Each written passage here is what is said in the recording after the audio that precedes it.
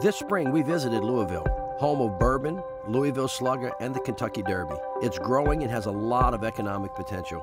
Louisville has a great legacy in peace, racial tolerance, social equity, and speaking truth to power. One of the things that Louisville has is we have neighborhoods and a strong sense of neighborhood identity.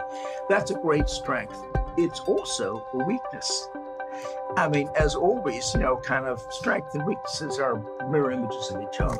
Most of the poor residents live in this one area of the city. Everywhere west of 9th Street is very disinvested, poor, and that's where you see a lot of the violence is at, and this is also predominantly black. It comes from a history of redlining that Louisville has, which also I feel like hasn't been adequately addressed. Though we may not be, how some may see, a bigoted Southern city culture, we still have economic racism and injustice on an hourly basis, getting all the way down to the nuance of pizzas don't get delivered in West Louisville. When you go to other parts of the city, you see opportunity, you see other people flourishing, and naturally you wonder, why can't I flourish too?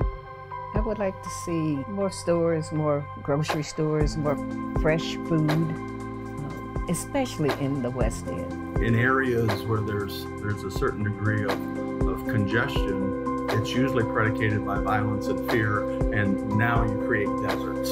You don't have the neighborhood-ish kind of safety where you can feel like you can walk to the store to go get your food. One of the things we find is that local leadership really matters. In 2011, Mayor Greg Fisher launched the Compassionate Louisville campaign, vowing to make compassion and an embrace of diversity integral in every aspect of the city moving forward. There are many places in Kentucky where black people are caught hell in the worst degrees. And Louisville has always been a place where black people can sort of come to and begin to build. This city is truly a compassionate city, and it's a city that if you want to do something and you set your mindset to it, you can actually achieve it because we have leaders that do care and they support you.